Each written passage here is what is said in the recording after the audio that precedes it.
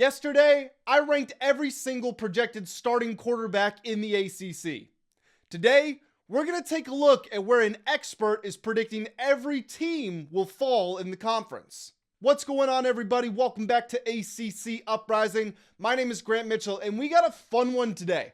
I'm going to take myself out of it, just put my thoughts and opinions out there, put my reputation on the line in the video yesterday where I ranked the starting quarterbacks. Go check that out if you missed it. In this video today, we are going to take a look at where a CBS Sports writer has ranked every team in the ACC. You're probably going to be able to guess who the top two teams are, but there's an interesting twist at number 3, and the list as a whole is very, very intriguing. So guys, what I want you to do before we jump into this video, make sure that you do hit the like button. If you are new around here, then hit that subscribe button as well. As we go through this, jump down in the comment section. Let me know where you think your team is. If it's too high in this list, too low in this list, who the list is misrepresenting, whatever thoughts you got, make sure you throw them down there in the comment section below. So this article that I'm going to be referencing comes from CBS Sports' Chip Patterson, and I encourage you guys to go read it in full because it is chock full of information, very well written, and Chip here did a very good job of it. I'm going to read you his rankings and a little bit of his commentary. I'm going to pull some excerpts, but if you want the full details, again, I encourage you to go check it out. Chip Patterson of CBS Sports, just type that in, ACC rankings, and you'll be able to find it on Google. But let's start at the bottom, because who starts with number 1? You save the best for last. You always go to the bottom. Get it out of the way. So the projected worst team in the ACC, Boston College. Here's what Chip Patterson said. Bill O'Brien said that the sun is still shining and Boston College is still competing. But I would not blame a BC fan for feeling a little cloudy about the Eagles' potential in 2026. The transfer class and the high school recruiting class both ranked 14th in the ACC per 247 Sports. So while the 49-player infusion of new faces could change the vibes, the projections are not for a quick fix to last season's woes. Number 16, Stanford.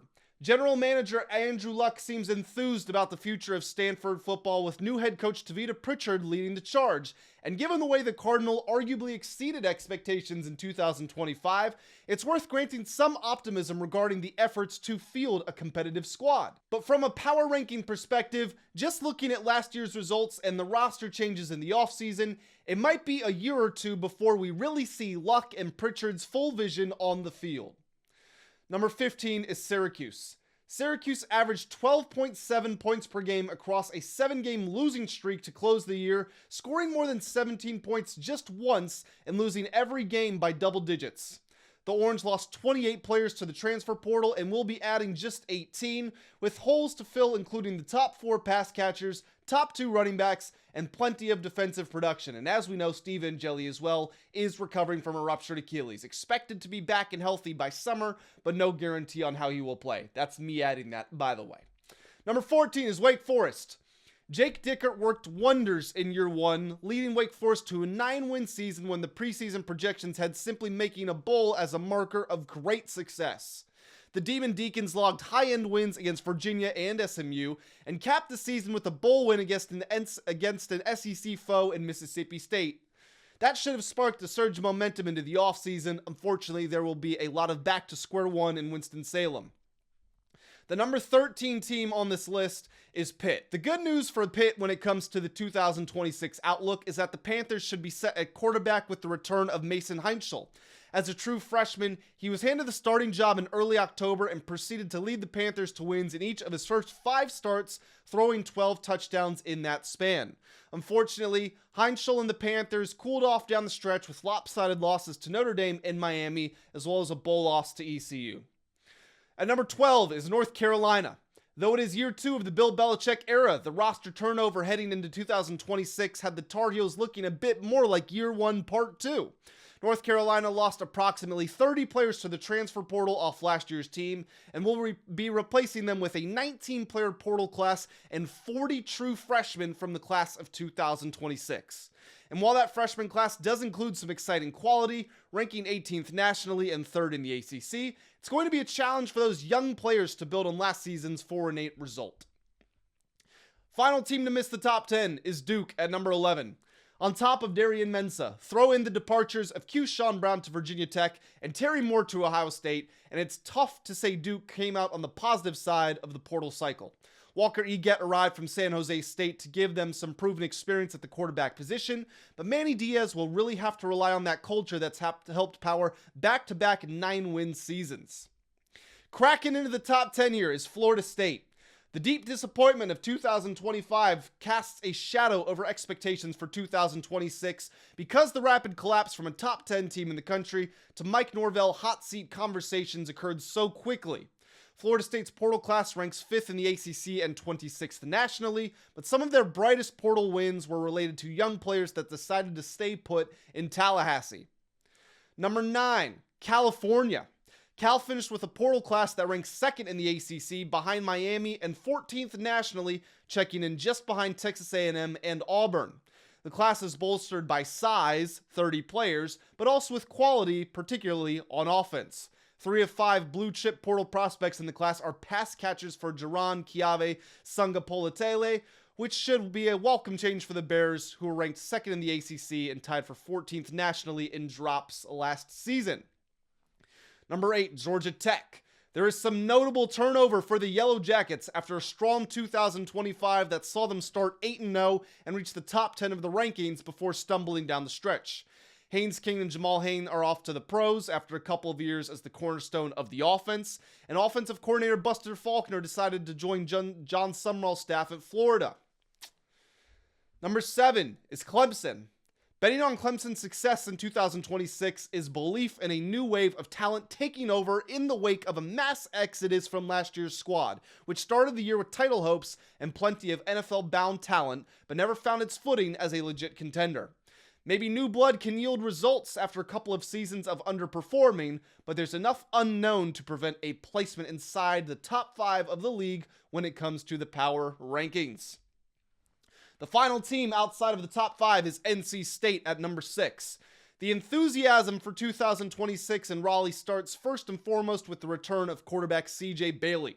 Unfortunately, the portal did end up taking some of his top offensive teammates, as running back Hollywood Smothers, wide receivers Noah Rogers and Terrell Anderson, and star tackle Jacarrius Peak will all be playing elsewhere.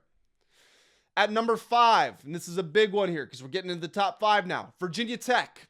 Given Franklin's success recruiting top talent, it shouldn't come as a surprise that Virginia Tech has the 4th best portal class in the ACC and one that ranks 19th nationally. But the heavy roster turnover associated with the coaching change might have the Hokies a year away from jumping into that top tier and competing with Miami and others for conference supremacy. At number 4 is Louisville. Louisville has established itself as one of the programs you should pencil into the top tier of contenders based on recent success.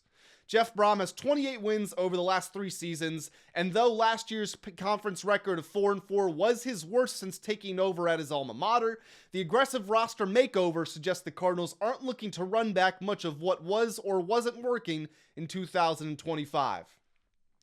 At number 3, Virginia.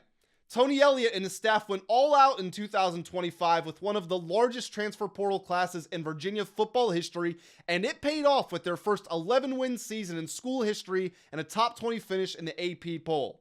Life in a portal-heavy program can make success a year-to-year proposition, but from investment to evaluation, it seems like Virginia has found a formula that works in Charlottesville. SMU is number 2.